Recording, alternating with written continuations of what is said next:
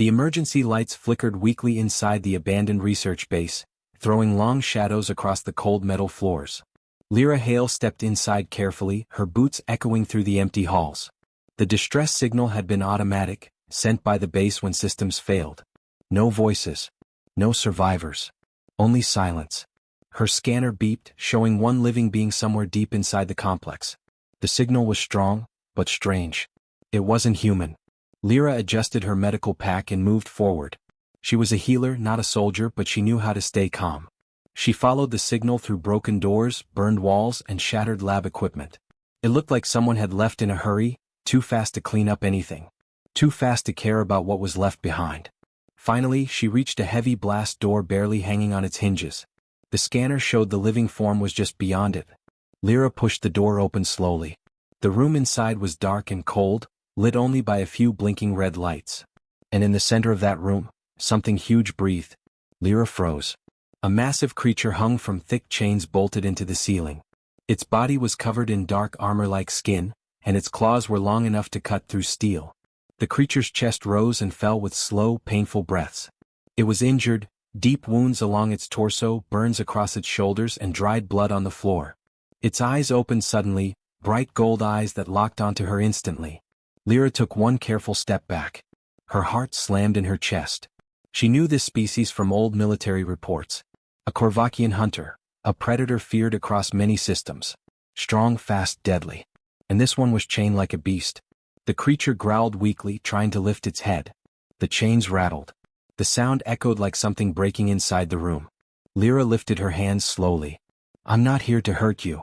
The creature stared at her, confused. Its voice came out low and rough. "Human?" Lyra swallowed hard. It was injured, desperate, but still dangerous. She forced herself to breathe slowly. "Yes, I'm a medic. I came because your signal." He cut her off with a cold, hollow laugh. "I did not call you." "I know," Lyra said. "The system called me. I'm here because someone left you behind." The creature let out a low rumble, not angry, something closer to shame. "Left me?" He lowered his head again, too weak to hold it up. The chains groaned. Lyra looked around the room. Medical tools were thrown everywhere. Notes scattered across the floor showed experiments, tests, and fear. Someone had been studying this creature. And when things went wrong, they ran. Lyra stepped closer. Not too close. Just enough to see the wounds more clearly. Some injuries were days old. Some fresh. All untreated. "You're hurt," she said quietly. The creature growled again, but softer. "Humans do not heal predators." Lyra raised her chin. "I heal anyone who needs help." The creature's golden eyes narrowed in disbelief. "Even me?" "Yes," she said without hesitation. For a moment, neither spoke. Only the sound of slow breathing filled the room. Finally, the creature whispered, "My name? Korvak." Lyra felt a strange pull in her chest. This predator, feared by entire fleets, was looking at her like he expected her to finish him. Like he believed his life no longer mattered. But to Lyra, every life mattered. She walked to the control panel and checked the chain mechanisms. They weren't electrified, just locked with heavy clamps. Whoever captured him expected him to die here. She turned back to Korvak. "I need to treat your wounds. But to do that, I need you to stay still. Can you promise that?" Korvak's lips curled slightly, almost like he wanted to laugh. "I can barely move, human." Lyra gave a small nod and approached. Her hands trembled a little, but her steps were steady. When she reached his side, she could feel the heat of his body, feverish, strained. His skin was rough but shaking with weakness. She took out a medical scanner. "I'm going to check your injuries." Korvak didn't respond. His breathing was slow and heavy, but he did not resist. The scanner showed fractures, deep muscle damage, infection, and extreme exhaustion. He was in terrible condition. Lyra frowned. "They hurt you badly." Korvak's voice rumbled weakly. "They feared me. So they chained me. Then they ran." Lyra cleaned the worst wound first, applying a cooling gel. Korvak winced but held still. "You should have been treated," Lyra whispered. "No one treats a hunter," he said. "We fight. We live. Or we die." Lyra looked at him firmly. "Not today." For the first time, Korvak's eyes softened. It was only a little, but it was real. "Why do you help me, human healer?" Lyra hesitated, then spoke honestly. "Because no one deserves to suffer alone." Something in Korvak's expression changed. A shift. small but powerful. She continued patching wounds, working for long minutes.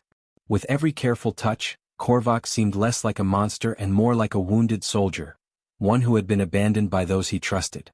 When she finished the first treatment, she stepped back. Korvac lifted his head slightly. "You are strange human." Lyra smiled faintly.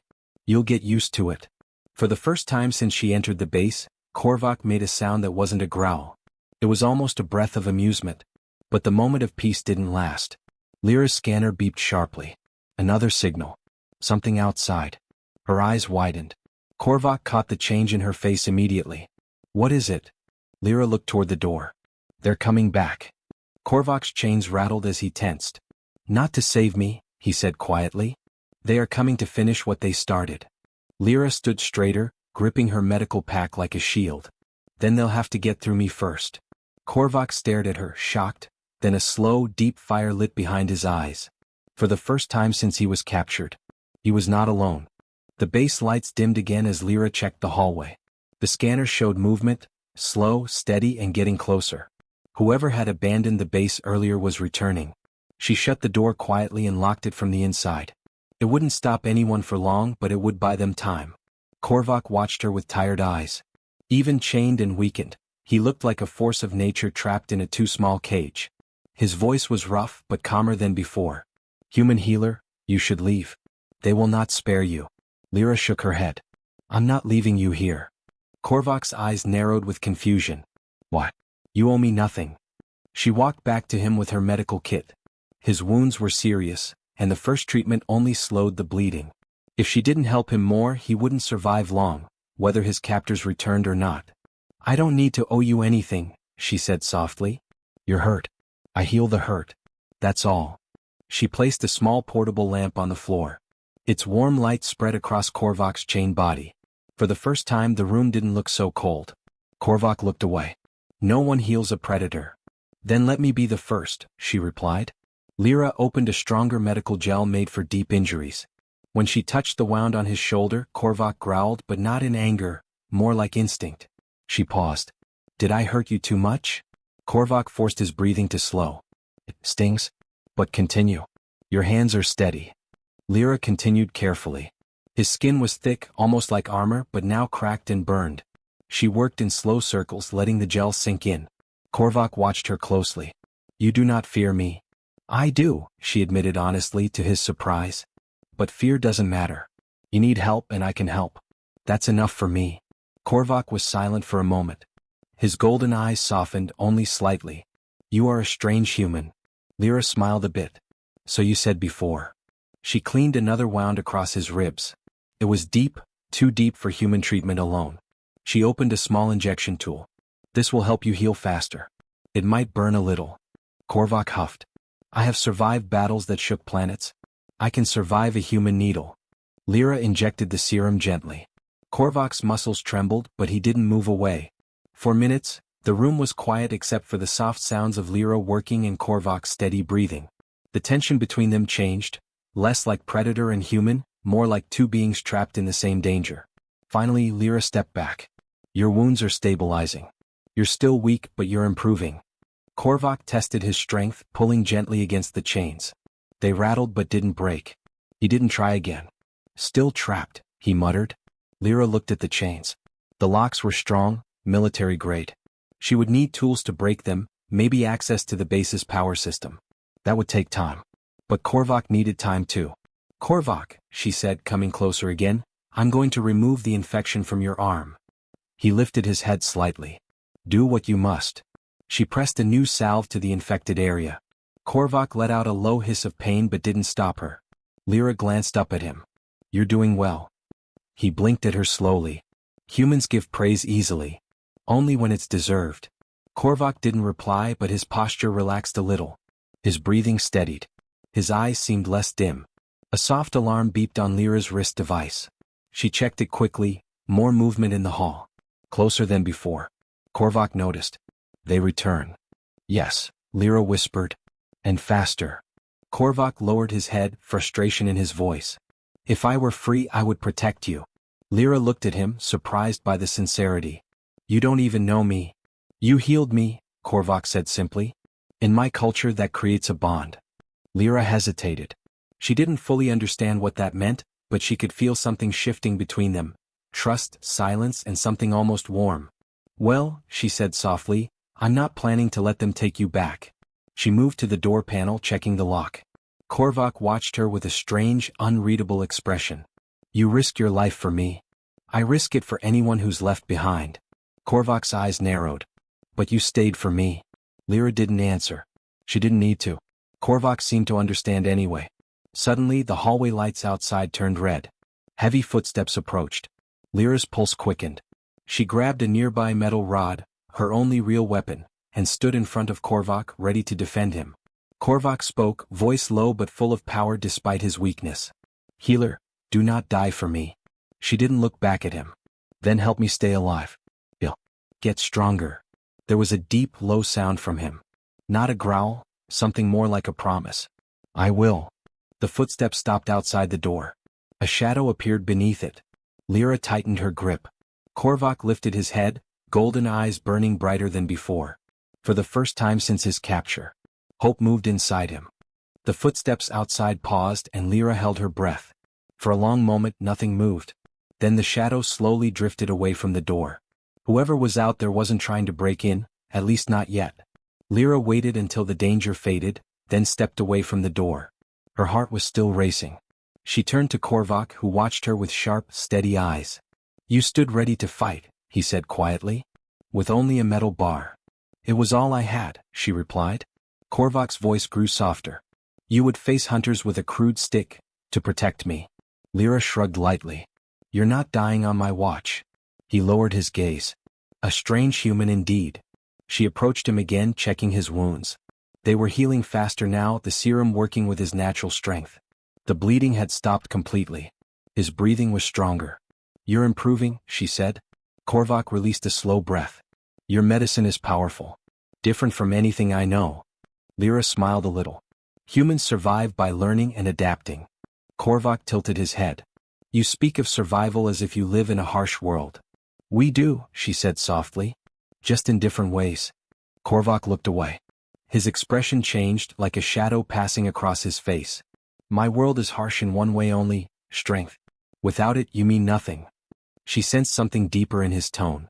Is that why they left you behind? He fell silent. For a long time he didn't move or speak. Lyra thought he wouldn't answer at all. Then finally he looked up.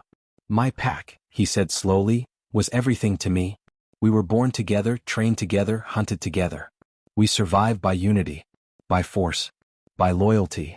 He paused, his voice growing rough. But when I was injured, when the blast broke my armor and burned my skin, they saw weakness. Lyra stepped closer, listening. In my species, Korvac continued, a weak member is not helped. They are left behind. A pack cannot carry one who falls. Lyra's chest tightened. They abandoned you. Korvac closed his eyes. Before the blast even finished echoing, they were already fleeing. They believed I was finished. No time wasted. No final words. Nothing. Lyra whispered, I'm sorry. Korvac opened his eyes again, slow and tired. Do not be sorry. It is the way of my people. Or so I believed. He studied her for a moment. But then came you. Lyra looked surprised. Me? You found a chained predator, Korvac said, and instead of running you helped. You treated me. You cleaned my wounds. You stayed. Lyra sat down beside him. Anyone would stay. Korvac shook his head. No. Not anyone. Not most. Not even my own kind. Lyra didn't know what to say. The room felt quieter, heavier. Korvac continued, voice low, almost calmer. You humans are strange. You value life even when the life you save cannot repay you. She smiled faintly. Helping is its own reward. Korvac studied her face. Is that why your species survives? Because you protect even the weak. Lyra nodded. Because we protect each other. Because we don't leave anyone behind. Korvac looked down at the chains around him. Your way, it feels different. It feels warm. Lyra didn't respond. She just continued checking the wounds on his arm. The infection was clearing. After a moment, Korvac spoke again. Healer. Lyra. She looked up. It was the first time he used her name properly. I have no pack now, he said quietly. A creature without a pack is nothing. I am nothing. You are not nothing, she said firmly. You're alive. You're strong. You're still fighting. Korvac tilted his head, confused by the certainty in her voice. Lyra added, You're not alone, not anymore. Korvac stared at her like he was trying to understand a language without words. After a moment he spoke again, almost hesitantly. In my culture, when someone saves your life, when they stand between you and death, a bond forms. A sacred one. But that bond is only for pack members. Lyra asked softly, Are you saying, I'm part of your pack now? He didn't answer with words at first. Instead, he lowered his head slightly, a gesture of deep trust among his kind. You healed me, he said. You protected me. You saw my weakness and did not turn away. That is what a pack does. Lyra felt a warmth spread through her chest. Then maybe you can start a new pack. A better one. Korvac lifted his head slowly. A pack of 2? For now, she said with a small smile. It's a start. Korvac breathed out a deep, slow sound. Not a growl, something calmer. Something grateful. The moment was interrupted when the hallway lights outside flickered again. This time the scanners beeped. Lyra checked her device. 3 heat signatures. Moving fast. Korvac sensed them too. His muscles tightened. My pack returns. Lyra whispered, To help you? Korvac's voice darkened. No. They returned to finish what they started. Lyra stepped in front of him again, gripping the metal bar tightly. Korvac stared at her in disbelief. You stand between me and them again? I said I won't leave you. He watched her and something powerful shifted inside him. You are not just healer, he said. You are pack. The footsteps grew louder outside. Lyra steadied herself. Korvac, even chained, lifted his head high. His golden eyes glowed. He was weak, but he wasn't alone anymore. Lyra and Korvac were ready. Together. The footsteps outside grew louder, sharper, and heavier. Lyra could tell immediately, these were not quiet explorers or passing scavengers. Whoever was coming moved with purpose, with confidence, with the rhythm of hunters who already believed they owned the kill. Korvac lifted his head, golden eyes glowing brighter than they had since she met him. His voice came out low and rough. They are close. Very close. Lyra tightened her grip on the metal rod. It felt small and useless in her hands, but she refused to drop it. Korvac watched her step forward. Lyra, if they break in, do not fight them alone. You can't even stand, she whispered. I don't have a choice. You always have a choice, Korvac growled. You could hide. You could run. Lyra glanced back at him. I won't run. I told you, pack doesn't leave pack. Korvac stared at her, stunned into silence. The door panel suddenly flashed red. An override code was being entered from outside.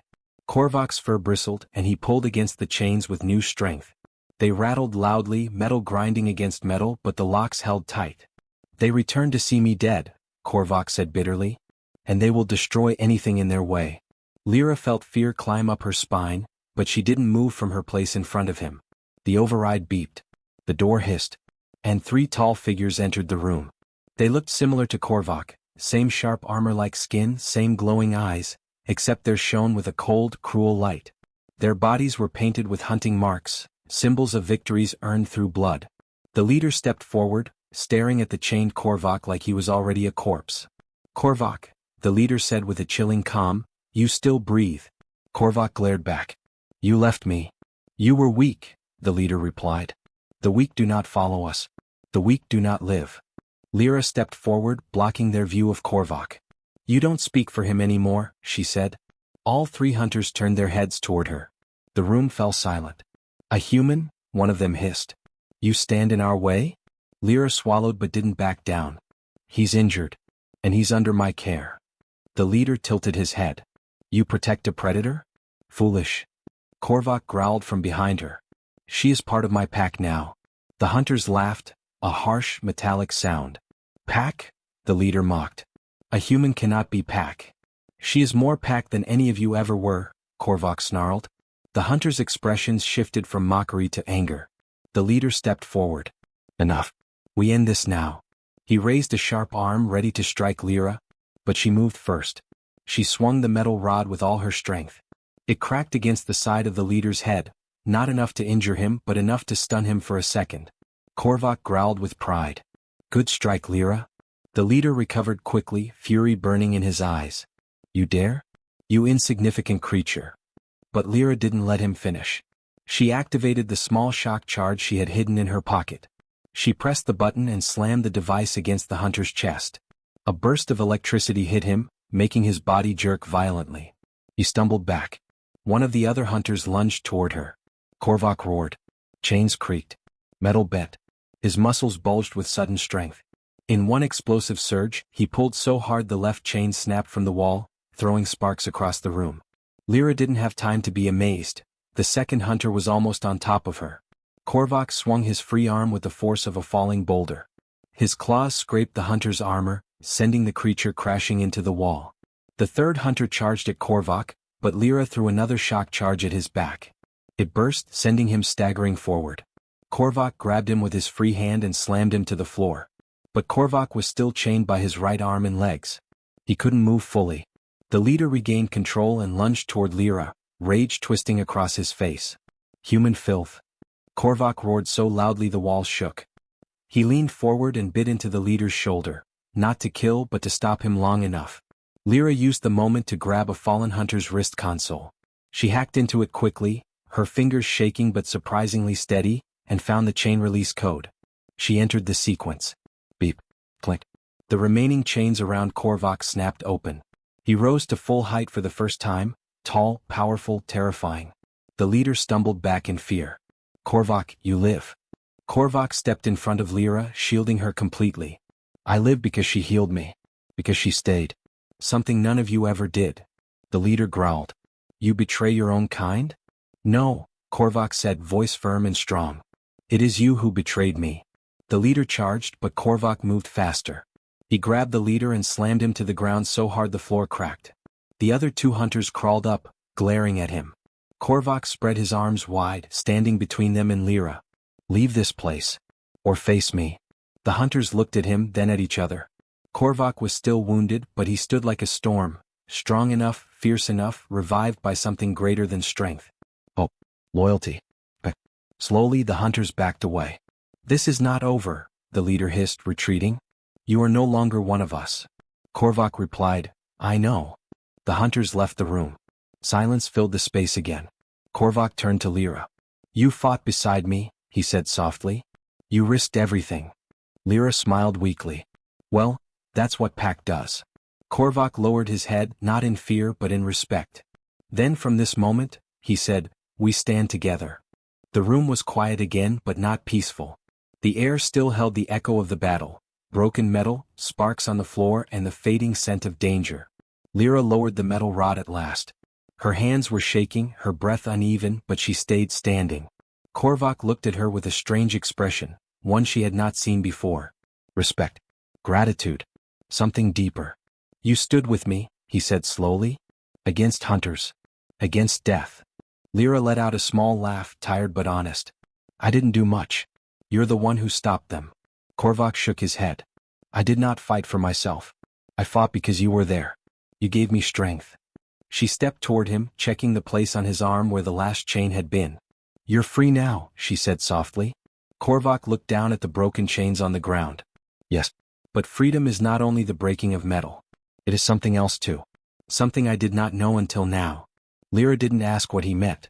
She simply gave him a gentle nod and began gathering her medical supplies. He watched her work, quiet and thoughtful. Lyra, he said suddenly, what do humans do when someone stands with them? When someone protects them? She smiled. We call them friends.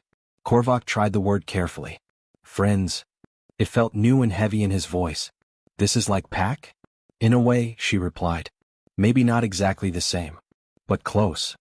He seemed to accept that. The base hummed with distant alarms but no one returned to attack. Lyra knew the hunters would not come back now. Korvac had made it clear, he was no longer theirs to control. We should leave, she said. This place won't stay quiet. Korvac nodded. His steps were slow but strong. Each movement carried more power than before. Healing was spreading through him, guided by human medicine and his own fierce will. As they walked through the hallway, Lyra supported him when his legs wavered. Korvac did not protest. He let her help. When they reached the landing platform, the sky outside was beginning to glow. Not with sunlight, the planet had no sun, but with the rising light of distant stars. Korvac stared at them. My people believe the stars guide us. But today they guided me to you. Lyra smiled. I'm glad they did. A small shuttle rested on the platform. Lyra approached the console and checked its power. It still has fuel. We can leave this system. Korvac stepped beside her, towering like a guardian. Where will we go? Anywhere safe, she answered. Anywhere you can recover. Korvac watched her closely. And when I recover? What then? She met his gaze. That's your choice. He looked almost confused. I have never been given a choice before. Then it's about time, she said. Korvac looked at the stars again, thinking, breathing deeply. Lyra, I want to stay by your side. A hunter is nothing without loyalty.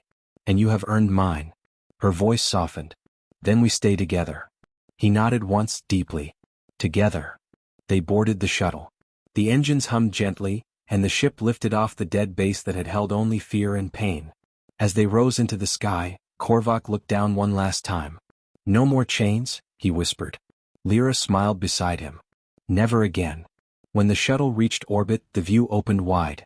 Stars stretched across the dark in endless lines, like roads waiting to be walked. Korvac stared at them with new eyes. My species believes fear rules all. That strength comes only from power. And now? Lyra asked. Now I know they are wrong, he said. Strength can come from kindness. From courage.